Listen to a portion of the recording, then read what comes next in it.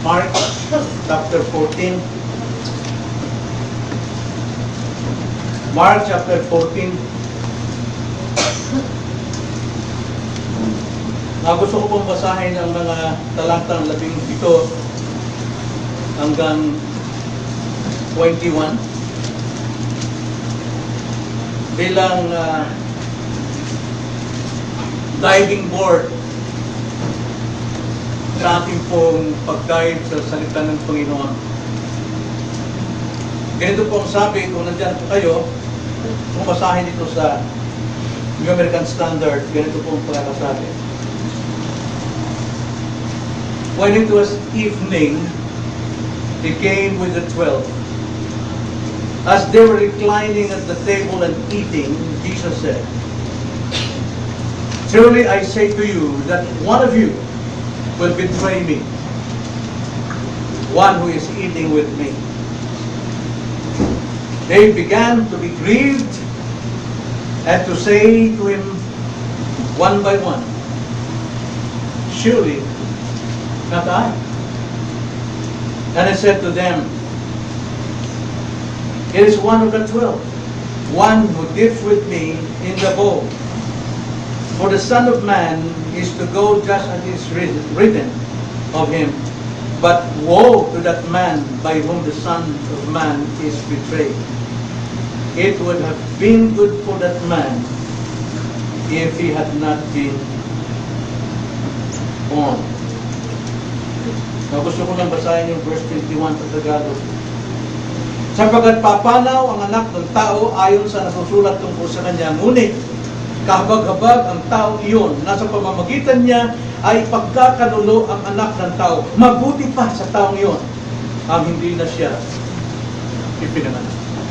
Tayo po ay manalangin.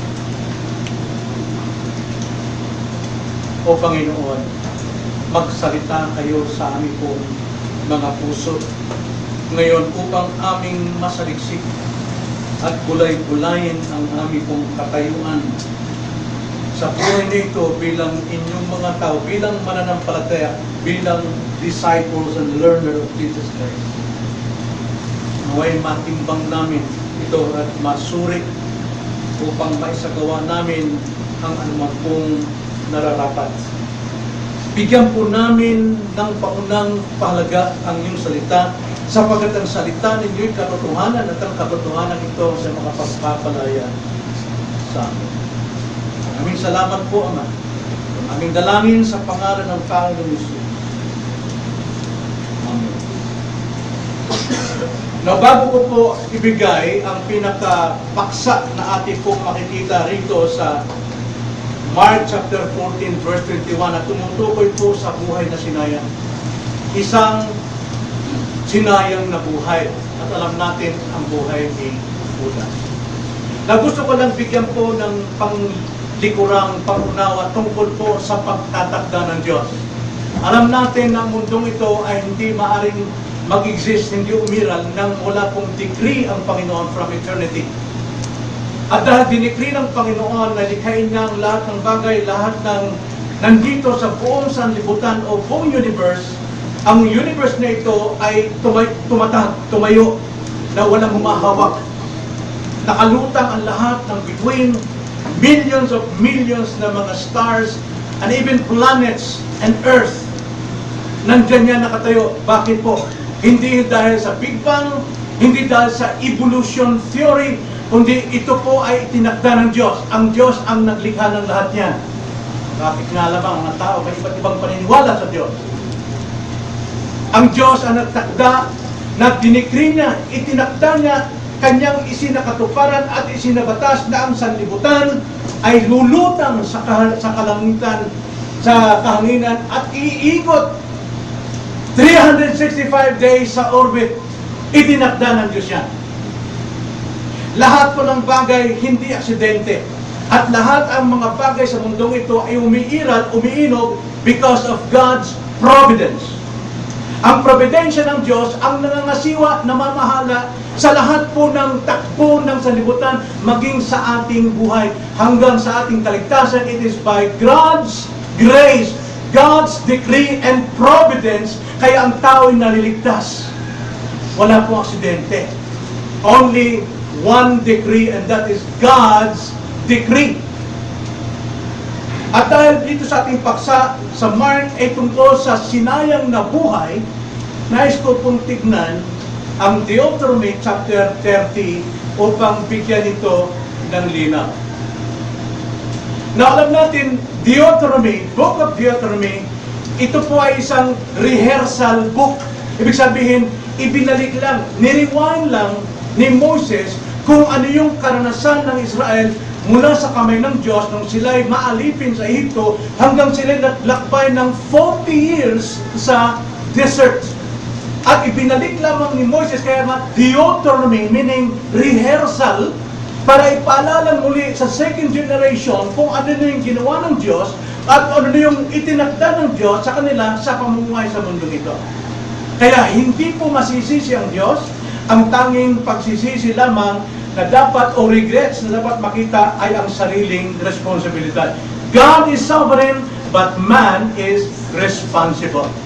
Ang Diyos po ay soberano, pero bawat isa sa atin responsable. Even you are a Christian, na ang kaligtasang gawa ng Diyos ay hindi mababago sa iyo, but you have that responsibility to live righteous living and to be holy. For without which, no man shall see the Lord. Deuteronomy chapter 30 verse 19, principles dito hanggang sa ating panahon ngayon. Ang sabi ni Moses sa bayan, nirehearse niya kung ano yung ginawa ng Diyos sa kanila, ipinaalala ng Diyos sa kanila. Ganito ang sabi ni Moises, tinatawagan ko ang langit at ang lupa bilang saksi laban sa inyo sa araw na ito, na aking inilagay sa harapan mo ang buhay at ang kamatayan, ang pagpapala at sumpa, kaya't piliin mo ang iyong binhi, ang buhay upang ikaw ay mabuhay. Makikita natin dito, itinakda ng Diyos what is good and what is bad, what is death and what is life. But it is our responsibility to choose life. Ngayon, kung ating piliin ang buhay o yung paraan ng Diyos upang ikay umani sa tinakda niyang buhay, ang kahinatnan ng buhay mo ay buhay na wala hanggan. Pero kung ikaw, pinili mo ang death, ang disobedience, at lumalakad ka as disobedient sa kanyang kalooban, ang anihin mo is death, problems, sufferings, destruction. Yan po yung tinakda ng Diyos. Ang Diyos nagtakda ng kamatayan doon sa mga disobedience. Ang Diyos nagtakda ng life doon sa mga obedient. But we have the responsibilities. Meaning to say, God is gracious. Kung ikaw po'y naroon sa daan ng patungo po sa kamatayan, ngunit ikaw ay nagbago ng isip, nagrepent ka, kaya nga mayroong repentance. Nagrepent ka at nagbago ka, mayroong biyaya ang Panginoon na hindi ka na aani ng kamatayan at aani ka ng buhay. It is our duty to repent. Like for example, sa Nineveh, itinakda na ng Diyos ang kanilang destruction within 40 days. Talagang gugunawin sila dahil sa kanilang kasamaan. And yet, God is so gracious, kaya nagalit si Jonah. Sapagkat ang sabi ng Panginoon, Jonah, mag-preach ka sa kanila of repentance. Ang sabi ni Jonah, hayaan mo silang mamatay. Pero dahil ikaw masyado kang mawain Diyos. Maraming ginawang din si Jonah, pero hindi pa rin niya ma-resist ang kalooban ng Panginoon. So we preach. At ang preaching niya is judgment. Hindi pang-pipilog ng ulo. Dahil alam ni Jonah, these people are wicked. At sa ating pong sarili, pag nakikita ko na mga kapatiran ay lumalakad sa kadiliman, hindi rin ako mag-uuto-uto sa inyo. Because God loves you so much na ayaw niyang mayroong ma-destroy isa man sa atin. Because I love you. I obey God. Para sundin ito. Para iparating sa inyo ang pag-ibig ng Diyos. Kaya nga, ang Book of Deuteronomy, nirehearse ni Moses sa bayang Israel. You are so disobedient for 40 years. Ngayon, malaya na kayo. Ngayon, nandiyan na sa inyong mga pangako ng Panginoon, pero hindi pa tapos. It is your responsibility now na sakupin ang lupang pangako. Napakaraming taong nagsasayang ng buhay. Tingnan nyo yung mga aksidente sa Tanay, Rizal. Mga estudyante, punong-puno po ng future ang buhay nila, pati mga magulang. They were so ambitious talaga. Makikita mo, nakikita ng liwanag na magandang future. Pero nangyari, ano masasabi mo sa buhay ng mga bataan? Masabi natin, sayang. Sayang. Nakapanghinayang talaga. Pero tignan niyo yung mga drug addict, mga bata pa, natutokhang namamatay. Ano masasabi natin? Sinayang ang buhay. Napakarami po mga tao nagsasayang ng buhay, ibinibigay ng kanilang sarili, ang kanilang pag-asa at ambisyon sa mga bagay na kung saan pansamantala lamang at ang bunga nito'y kapamakan. Ayaw nilang sumunod sa paraan ng Panginoon na tutungo sa kanila sa buhay. Ano masasabi natin? Sayang. Hindi po matatapos ang ating pagbibilang pagkukwenta sa mga buhay ng mga tao na bagamat nandyan na sa paanan ng Panginoon, bagamat nandito na sa iglesia, pero nasaan? Sinasayang ang buhay. Sayang. At para sa kung sabihin sa inyo na tunay totoo na ipinasulat ng Panginoon ang kanyang banal na salita upang tayo bigyan ng napakalinaw, concrete na example kung paano sinasayang ang buhay. At yan ang buhay ng Judas. At yan po ang ating tatalakayin ngayon. Judas wasted his life.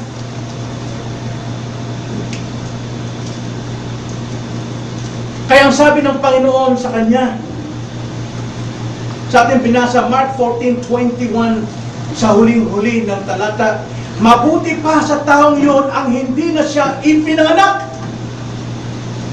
Now, ang tanong dito, si Judas ba'y nakatakda sa kapamakan? No! Ang kanyang pinili, nakatakda sa kapamakan. Pero mayroon siyang pagkakataon na piliin niyang mag-repent at lumakad sa katotohanan. Pero ayaw niya, sinayang ang buhay. Kaya sabi ng Panginoon, mabuti pa sa taong yun ang hindi na siya ipinanganak. Wasted his life. Kaya ang tanging matatanong natin, paano po natin nasasayang ang ating mga buhay? Mabigat pala ito. Now dito po, malalaman natin paano po natin nasasayang ang ating buhay sa pamamagitan ng kasaysayan ni Judas. Paano niya sinayang ang kanyang buhay? Tatlo pong dakilang privilege and opportunity for Judas. Pero sinayang niya. At maaaring ito ay mapagbibigay sa atin ng lesson sa ating sarili. Unang-una, sinayang ni Judas ang kanyang mabiyayang katayuan.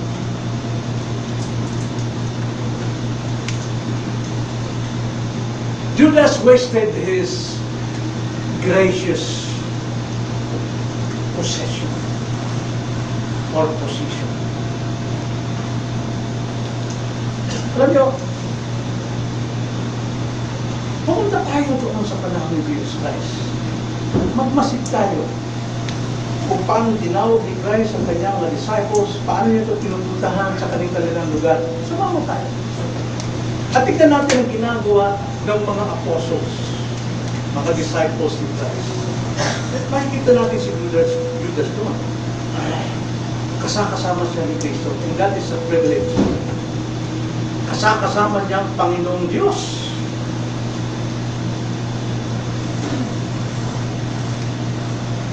At itong hapunan ito, kasama si Judas, nahuhugasan ng paa ni Jesus Christ. It's a blessed privilege para kay Judas. Si Judas, kabahagi siya sa lahat ng spiritual blessings. Taglay niya ang lahat ng pagpapalang spiritual. Hawak niya ito. Masakit lang, hindi niya ito pinagyaman. Hindi niya ito pinanagalan. Maring hindi kasi Judas, dahil may kanya-kanya tayong pangalan, pero naging masama na po ang connotation pag narinig natin Judas. Judas na faith. Huwag yun ang pangalan niyo ng anak niyo ng Judas. Pero alam natin mayroong apostle na si Judas. Kapatid ni Jesus Christ sa laman. At may sulat noong Book of Jude before Revelation. Kaya hindi po masama ang pangalan ng Judas. Depende lang yun kung paano niya dinadala ang kanyang buhay. Hindi masama ang pangalan ng Isidro. Pero nakita ko, I realize, napakasama ng buhay ko. Simula nang magkaroon ng mulad, magsimula akong uminom, manigarilyo, magbarkada, nakita kong napakasama ng pangalan ng Isidro. Pangalan ko Isidro, buhat po sa kalendaryo ng nanay ko. Dahil gusto niya maging tulad ako ni San Isidro Labrador. Napaganda yung pangalan, pero masama yung aking pagkakadala ng pangalan. Ano pangalan niyo? Kailangan pagandahin ninyo ang pangalan niyo sa pamagitan ng kumbulan. Maganda po ang pagkakapili ng mga magulang ninyo. Bakit din ang inyong pangalan? Like Judas. Maganda po ang layunin ng parents ni Judas. Pero minasama niya. Taglay niya, nakamit niya lahat ng spiritual blessings. Pero wala sa kanyang isipan ang magsisi. Wala sa kanyang sarili na pumaling sa buhay. Gusto niyang disobedient siya hanggang sa mamatay. Tingnan niyo sabi sa Hebrews chapter 6 verse 4 to 6. Ang sabi po sa Hebrews chapter 6 verse 4 to 6. Sapagkat hindi mangyayari na mga andating naliwanagan na at nakalasap na ng kaloob ng kalangitan at mga naging kabahagi ng Espiritu Santo at nakalasap ng kabutihan ng salita ng Diyos at ang mga kapangyarihan ng panahong darating at pagkatapos ay tumalikod ay muling panunumbalik yun sa pagsisisi. Yamang sa kanilang sarili ay muling nilang ipinako sa krus ang anak ng Diyos at itinaas sa kanya. Ito si Judas. Alam niya lahat ng katotohanan. Ang galing pa niyang mangaral. Nangangaral siya. At hindi pa doon, mayroon siyang kapangyarihang mag-heal na may karamdaman. Gumawa ng mga himala.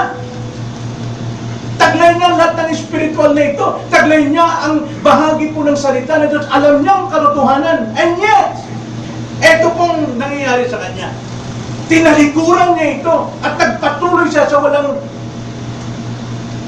katuturang pamumuhay. Kaya ang sabi diyan, muli niyang ipinako si Kristo sa kahihiyan.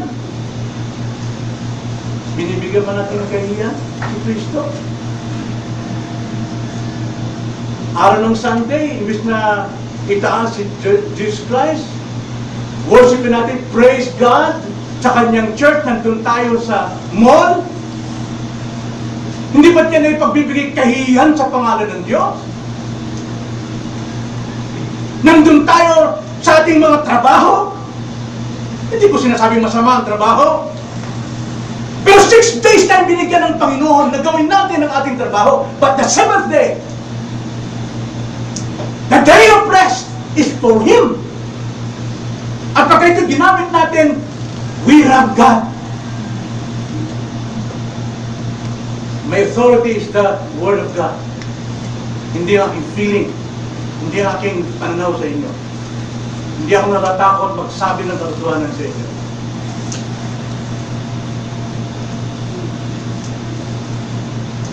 Muli niyong pinapako ang Panginoon. At ang sabi diyan, walang repentance. Dami nating dahilan na dati niya pangatwiran. At seems legitimate.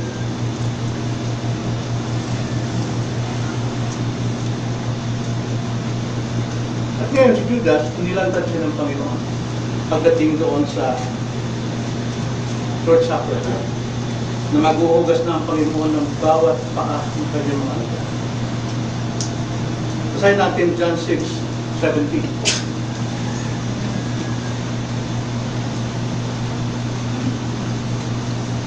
So nandun yung mga alagad.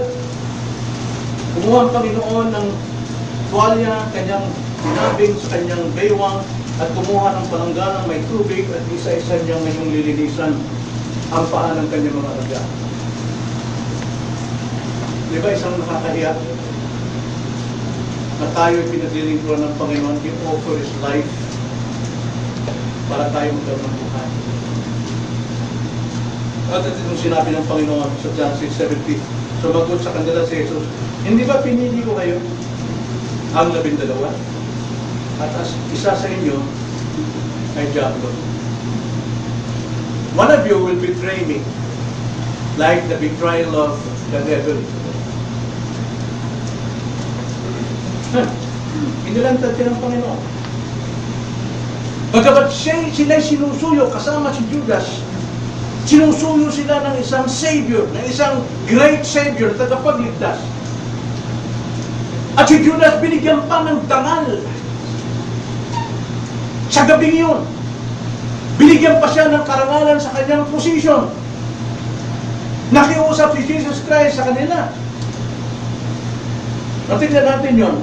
John 13:26. Sumagot si Jesus. Dahil nagtanong siya, isa sa inyo ang magkakanulo sa akin.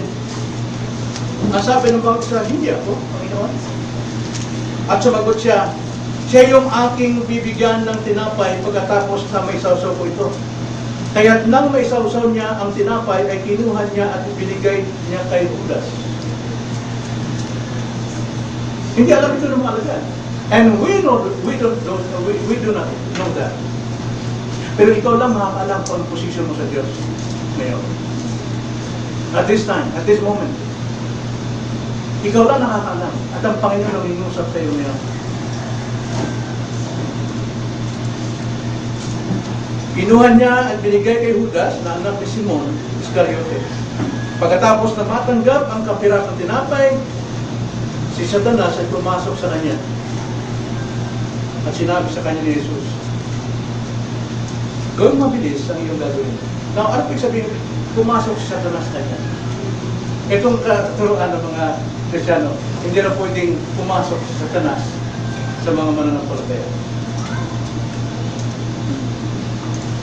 Now, maaaring ito'y totoo talagang mapasok si Satanas, pero maaaring ito'y isang pangungusap kung paano nagmamatigas ang puso ng isang taong rebelde. Sapagkat ang pagmamatigas, ito ay ugaling Satanas. So therefore, si Satanas ang pinaniwalaan ni Judas at this time, nirebuke siya ng Panginoon, pero tinuloy pa rin ang kanyang plano. Kaya sabi ng Panginoon, gawin mo mabilis. It's a grace. Binibigyan ng pagkakataon ng Panginoon si Judas na tumalikod sa maling daan at magsisi. It's a privilege. At hindi lang yun. Tinawag ko siyang kaibigan ni Jesus Christ. Matthew 26:47. Matthew 26:47. At habang nagsasalita pa siya, dumating si Judas na isa sa 12 at kasama niya ang napakaraming tao na may tabak at mga pamalo. Ito yung gabi na ipagkakanulunan ni Judas si Jesus sa pamagitan ng isang mapait na halik. Mula sa mga punong, sabi, napakaraming tao, may mga tabak at mga pamalo mula sa mga punong pari at sa matatanda ng bayan. At ang pagkanulo sa kanya ay nagbigay sa kanila ng isang palatandaan na sinasabi, ang hahalikan ko ay yun na nga, takpin ninyo siya. Alam nyo, kilala ng mga tao si Jesus. Araw-araw ang Panginoon tutulong doon. Pero bakit hindi nila kilala sa time ito? No, hindi na sabihin kilala. Yun po yung batas na yung sa atin. Hindi mo pwedeng ulihin ang isang tao kahit nasabihin natin sa isip mo convicted siya as criminal unless mayroong warrant of arrest and witnesses. You cannot judge them. You cannot, no? Hanggat hindi siya napapatunayan ng kasalanan, wala tayong karapatang pumatol. Dapat mayroong go signal. At ang go signal dito ay halik ni Judas. Kagad siyang lumapit kay Jesus at sinabi, "Magandang gabi, Rabbi." At kayang hinagkan siya. Sinabi sa kanya Jesus, "Kaibigan, friend." Wow. Kaibigan. Gawin mo ang layunin ng pagparito mo. Pagkatapos ay lumapit sila at kanilang hinawakan si Jesus at sila ay kanyang ginagin. Tayo, lahat, mga nampalataya, tinawag tayong kaibigan. Si Jesus ang ating kaibigan. Bisaya, si Jesus ang ating abyan. Kaibigan hindi tumatalikod kahit na tinatalikuran ng kanyang mga kaibigan. That moment, pumasok si Satanas. Ibig sabihin, nagmatigas itong si Judas. Nadama ni Jesus ang kataksilan time na. Pero pinalalahanan pa rin siya ng Panginoon. Judas, gawin mo nang mabilis ang iyong pinaplano. Gulat yung mga apostol. Ano ibig sabihin ng sinasabi ni Jesus? Sometimes, we cannot understand the words of Christ, pero ikaw o siya na kinakausap ng Panginoon sa kanyang puso, unawa niya yun. Kaya kung tulog ka, hindi mo naman.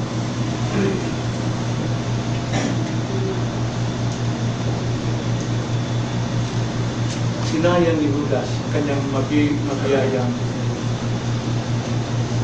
posisyon. Then ikalawa, sinayang ni Judas ang kanyang pakikisa sa tagapagligtas, ang kanyang fellowship.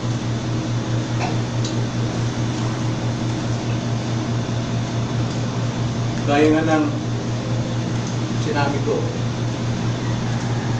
may dalawang itinakda ang Panginoon.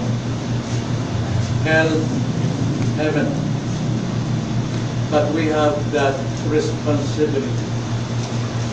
Merong makitid na pinto at malawak na pinto. Pero sabi ng Panginoon, pumasok kayo sa makitid na pinto. Never sinabi ng Panginoon, subukan ninyo malapad na pinto. Pero tayo yung susiro. Ang bagong araw ito, pasukin ko ito. Mukhang maganda naman yung religion na pasukin ko ito. No. Ano pang sinasabi ng salita ng Diyos?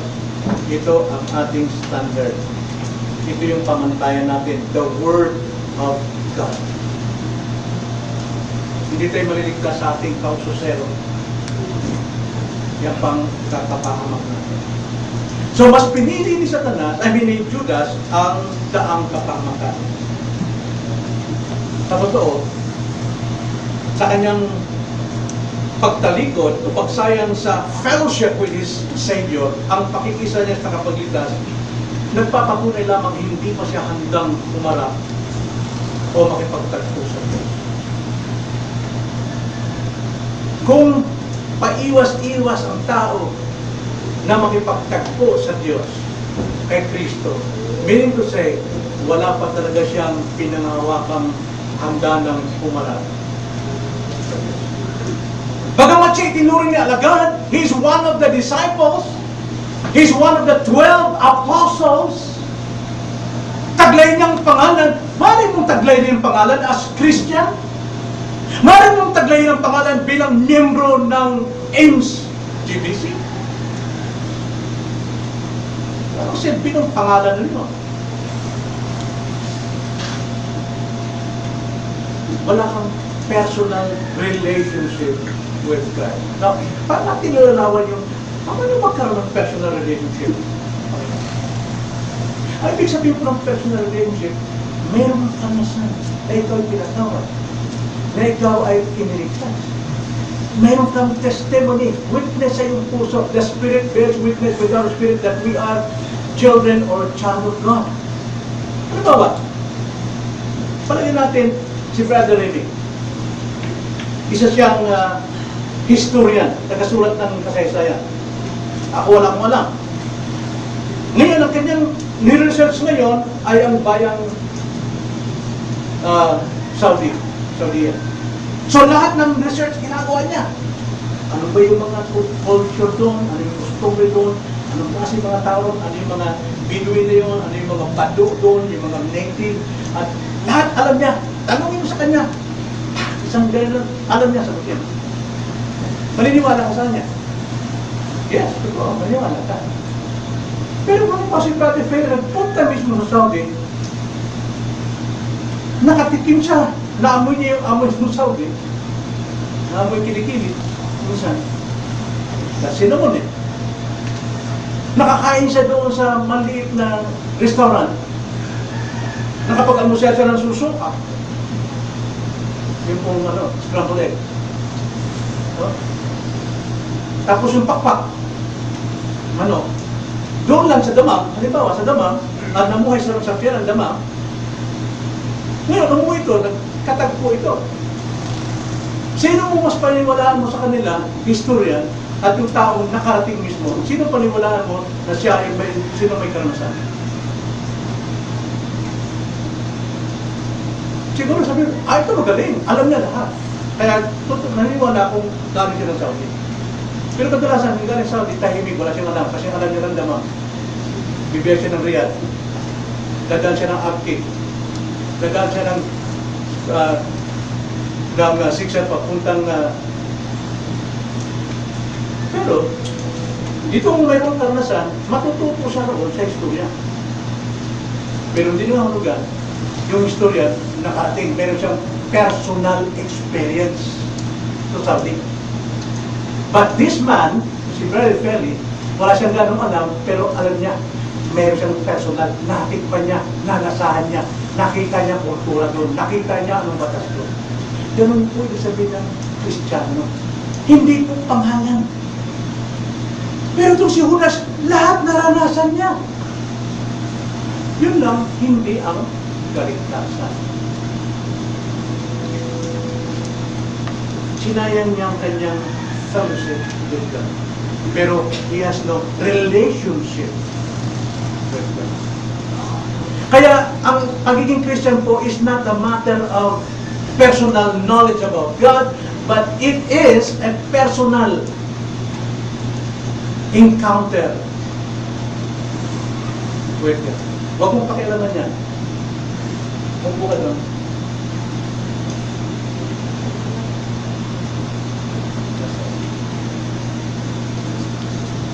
Ngayon si Judas, dahil wala siyang tamang relationship with Christ, pwede niyang bitiwan ang kanyang fellowship with Christ.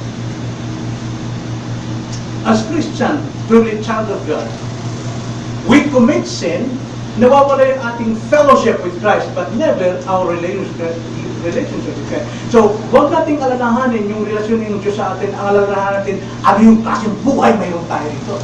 Are we in the fellowship with God? Because fellowship and relationship, nagkakatotoo lang ito kung tamang mayroon kang relasyon. Kaya kung tamang relasyon mo, and you have broken the fellowship, mayroon kang time na makapag-repent. So, kampante ito si Judas. Nakasama niya ang Panginoon. Pero sa totoo, wala siyang totoong personal relationship with Christ. Ano sabi po 2 Corinthians 5:17? Sino mang na kay Kristo, sa isang bagong nilalang. Kita natin yung pagiging bagong nilalang niya. Yun ang unang palatandaan ng isang tao, mayroong personal relationship with Christ. Nababago ang buhay niya, nababago ang pag-ibig niya sa sanlibutan, nababago ang pag-ibig niya sa kanyang asawa, hindi na makalaman, hindi emotion, but all with will, full compassion. Nababago pag-ibig niya sa mga anak, ginagabay ng anak tungo sa katwiran, kabanalan, hanggang sila lumaki na hindi na makalimutan ang daan ng Panginoon.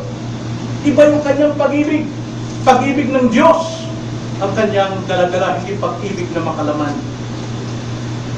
At itong nawala kay Judas. So in the first place, Judas Judas was talagang, in reality, he was separated from God eternally. In the first place pa lamang, wala talaga siyang tamang relasyon sa Panginoon, even though he has that fellowship with the Lord. Now, i-check natin sa natin. Membro tayo ng church, umatin tayo rito, but do we have that relationship with Christ? Or yung fellowship lang? Bagamat sinabi sa Hebrews chapter 10, verse 24-25, napaka-importante ang fellowship with brethren. Kaya sabi ng Panginoon doon, huwag niyong kakalimutan ang inyong pagtitipon. Sapagat ang inyong pagtitipon as children of God, nakaka-edify and encourage your soul. Your fellowship, your relationship. Kaya kung ikaw wala sa fellowship ng Panginoon, saan ka nakikipag-fellowship? Kung wala ka sa fellowship with your brethren, napakalaga nun. Kaya in-encourage ko palagi, saan man tayo may pagtitipon, kailangan nandun tayo para tayo ma-edify, ma-encourage, mapalibad.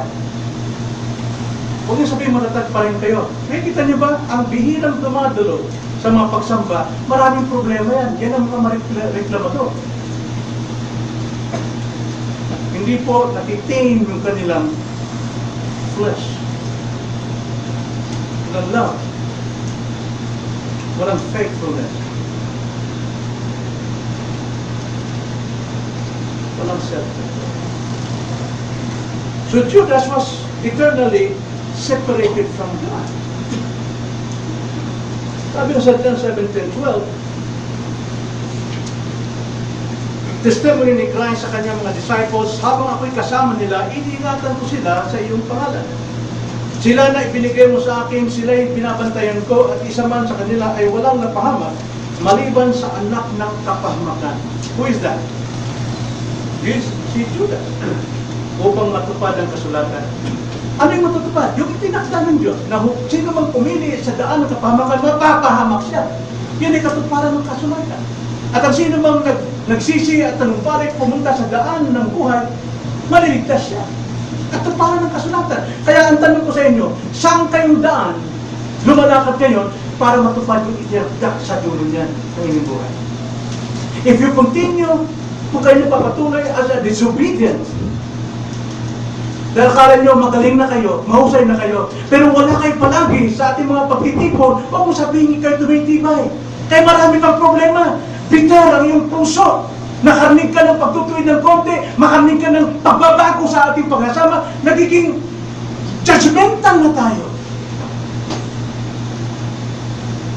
Na-realize mo yun? Bakit hindi kayo makatingin sa mukha ni Kristo pagka mayroong pangangaral? Ayaw niyong tumingin sa Kanya. Hindi dahil ang Diyos ang may problema. Ayaw ng problema. Like Judas. May siyang fellowship but he has no relationship. Pero ang sabi ng Panginoon, habang sila'y naririto at kasama ko sila, walang isa man ang mawawala sa kanila, maliban doon sa taong mababa.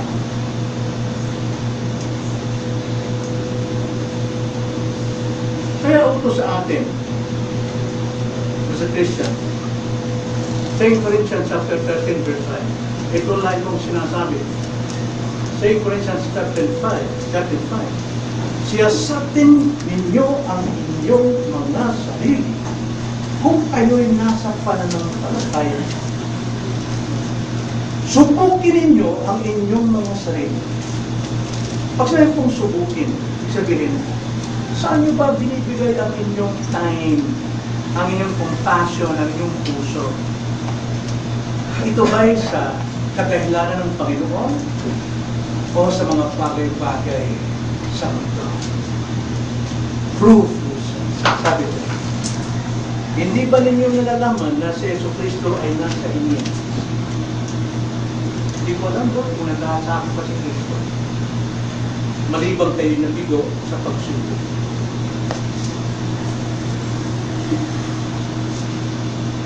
Test yourself to see if you are in the faith. Examine yourselves. Wow! Ano po kasabi dyan? Hindi question mark yung huling examine yourself. It is a exclamation point na parang sinasabi ni Pablo, suriin niyo ang inyong sarili. Or do you not recognize this about yourself? That Jesus Christ is in you. Unless, indeed, you fall to test.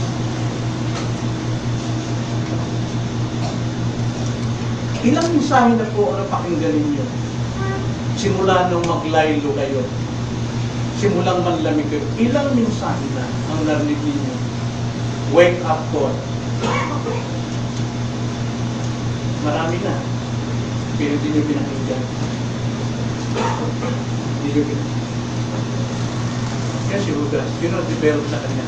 Tumigas na ng tumigas ang kanyang puso. Bakit po?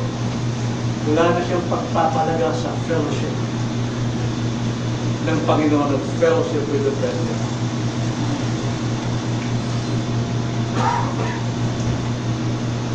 Then, sinayin ni Judas ang kanyang mabiyaya katayuan.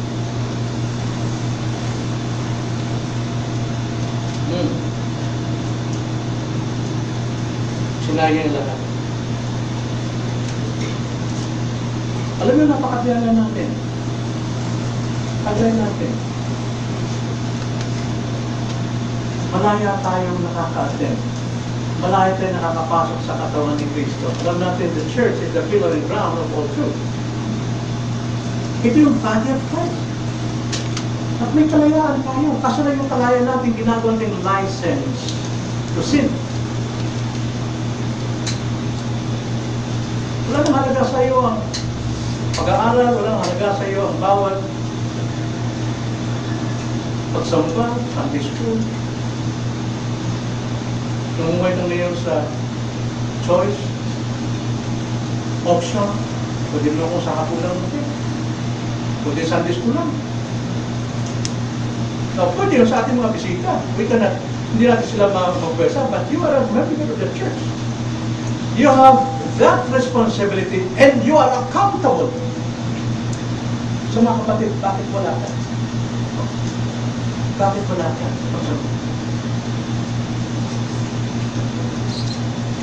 Nasa iyo ang biyayang ito.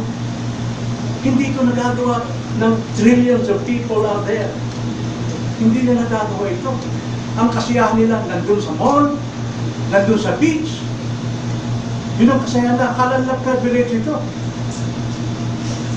Pero privilege po na mapunta kayo sa maliit na grupo na kasama nila si Kristo. Alam natin yan.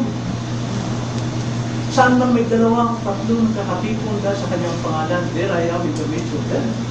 It's a privilege. Natuturuan tayo.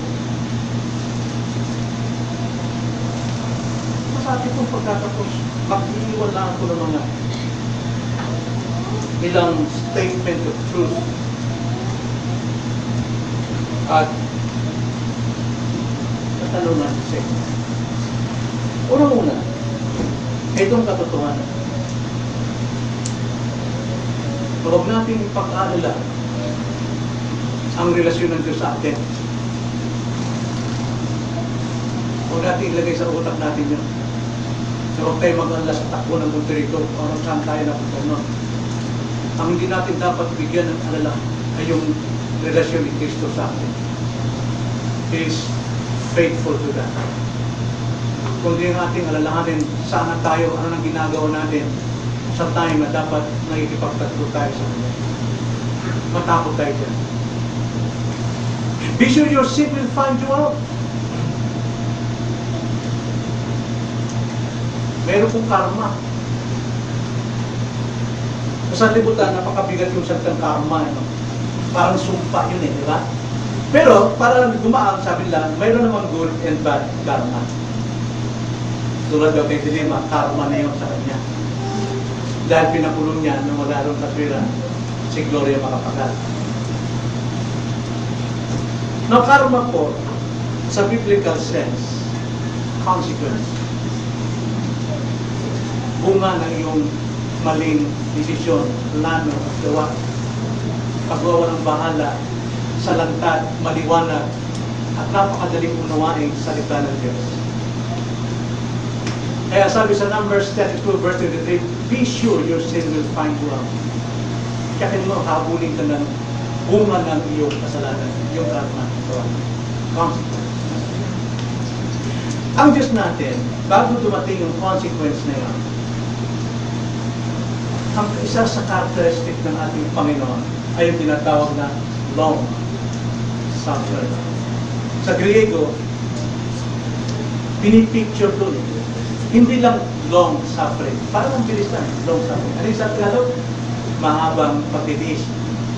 Pero sa original Greek word, yung long doon, continue, long suffering. Meaning to say, ang Diyos natin, napakahaba ng pasensya niya. At yan pinairal natin sa church na ito.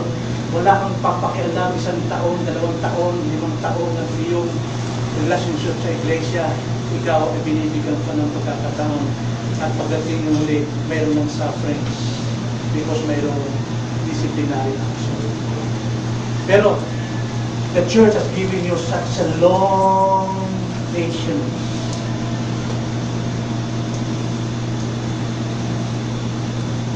Bakit po? 2 Peter chapter 3, verse 9. Isa sa napakagandang blessing, gracious character of God. Ang sabi niya rito, hindi naman mabagal ang Panginoon tungkol sa kanyang pangako. Ano yung pangako?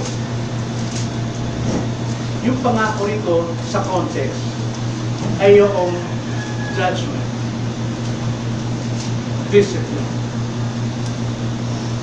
Hindi mabagal. Hindi sabi na, oh, tino. Alam niya. Alam niya. Maunawaan niya ako. Yes. Hindi siya agad nag-judge sa'yo. Maunawaan. Pero sabi niya, hindi mabagal ang Panginoon tungkol sa kanyang pangako. Ibig sabihin, hindi siya magbawalang bahala sa kanyang pagiging long suffering. Na gaya ng kabagalang itinuturing ng iba, kundi matyaga sa inyo na hindi niya ibig na sino man ay mapahama, kundi ang lahat ay dumating sa pagsisisi. Right? Marami yung lumapit sa akin. Ano ginagawa niyo, Pastor, sa mga hindi na umatin sa atin? Sa mga nagkasala? Ano ginagawa ninyo? Yung mga rito, yung mga late palagi, naging pattern ng kanilang late. Anong ginagawa ninyo? Anong ginagawa yung anak nyo? Hindi naruruan, hindi umaten. Tama, anak ko yun. But he has that responsibility because he is a member. May paranubutan siya. Pero hindi dahil kasalanan ng anak ko, ako ang sisisihin. Ezekiel 18. Ang kasalanan ng anak ay hindi kasalanan ng magulang. At kasalanan ng magulang, hindi kasalanan mo. Mayroon siyang responsibility sa church. Pananagutan niya.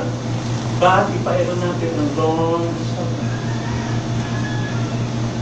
Masakit po magdisiplina, mga kapatid. Napakasakit niya. At marami na tayong disiplina sa church na ito. Pero pinailan natin ang character ni Christ.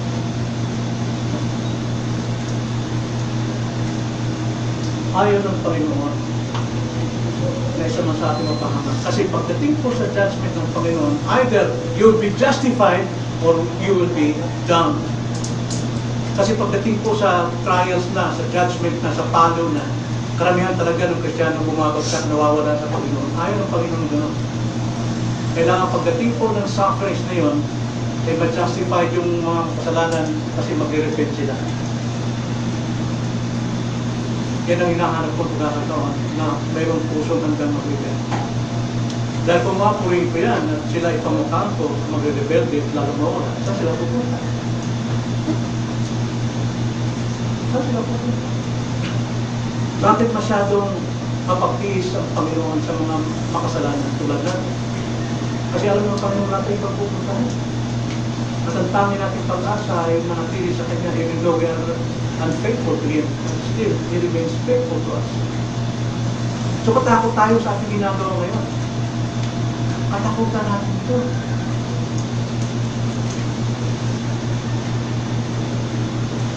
At ikaw lang dapat natin malalahan dito, mga kapatid. Death is not the end of life. Death is only the beginning, the door of another life. Si Judas, mamatay dito. Alam natin, nagpatiwaka siya, sign of unrepentant. Akala niya, tapos na yun, wala siyang problema.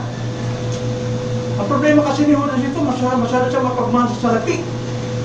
Gusto niya lahat ng kilos niya, pera. Pero yun ay kinamatay niya, dahil yun ang magpalamig ng puso niya. May pagkakataon siya na manumbalik kay Kristo.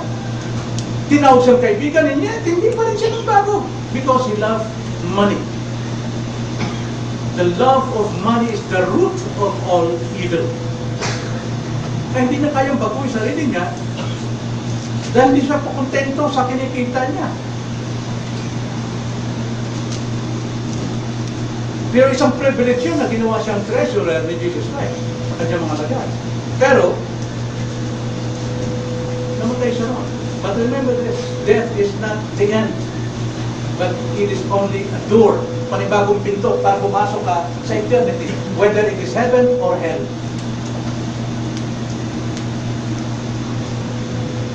Kaya nga kung ikaw, Kristiyano, dapat niya ating ipaalam sa ating mga mahal sa buhay. Kung ang namatay ay Kristiyano, bakit ka mananatili sa paglulusa? Pinaglulusan mo yung namatay mong minamahal na ngayon ay kasama ni Kristo, na halos sumasabog ang puso sa kagalakan kasama si Kristo. So, nagpapatunay lamang ang puso ng taong yun, hindi pang tama sa Diyos. May kalungkutan tayo kapag namatay isang tao dahil tapos na, hindi natin siya makasama, pero it is not the end. It's only the beginning of eternal life.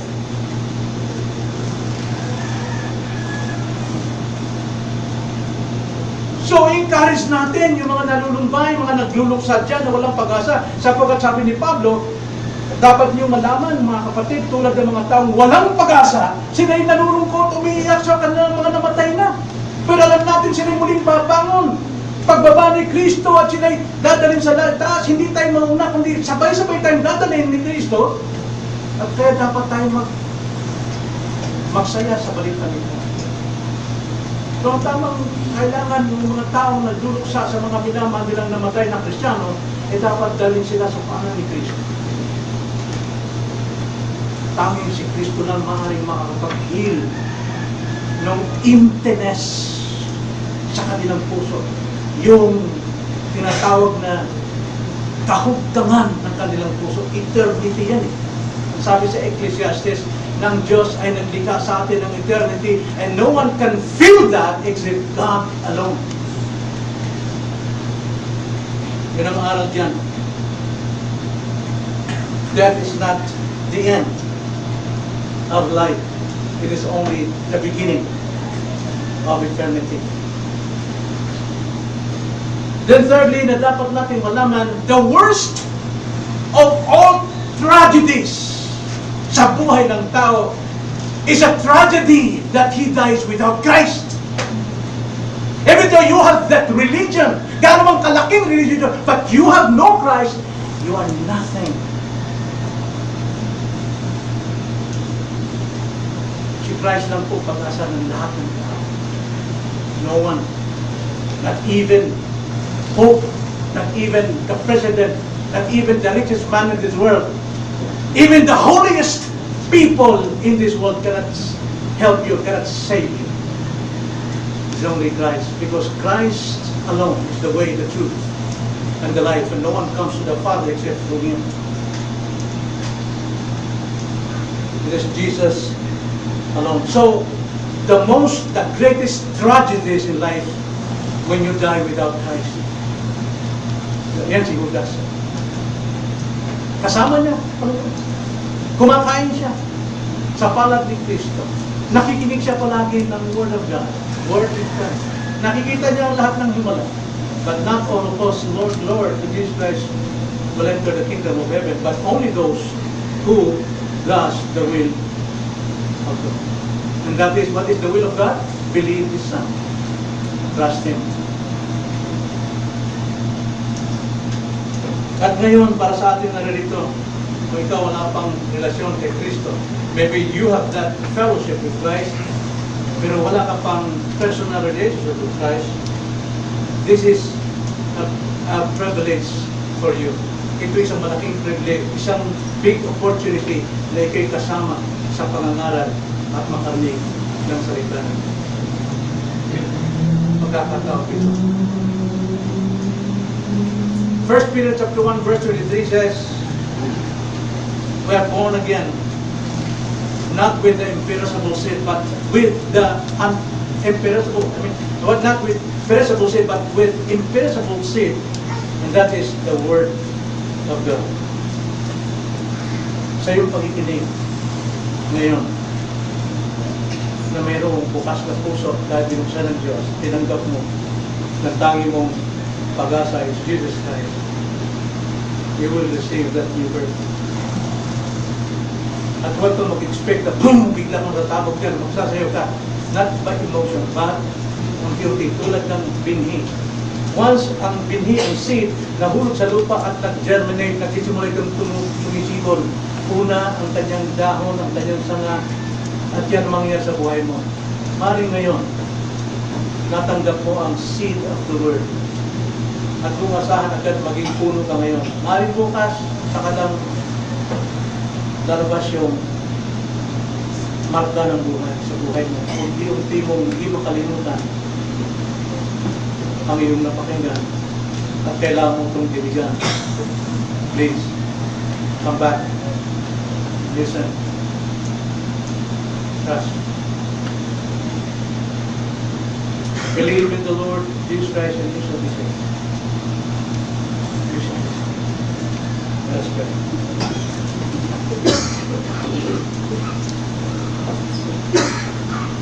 Lord, ay naming sayangin ang aming buhay. Lord, ang maganda po ng iyong pong privilege sa amin.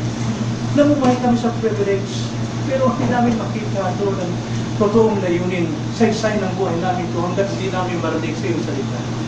Ngunit ang mga salita ninyo ay naglalakad ng katotohanan at ang katotohanan ito lamang siya makapagpapatibay sa amin upang kami makalaya sa kamalian. Nawa, Panginoon, magbukas kayo ng puso at itanim ninyo ang binhi ko ng buhay na ito po'y mabuhay, magsimulang tumubo hanggang sa ito'y lumago, hanggang sa ito'y tumibay, magkasangat, magkadahon at magkaroon ng bulaklak at bunga sa kanilang buhay.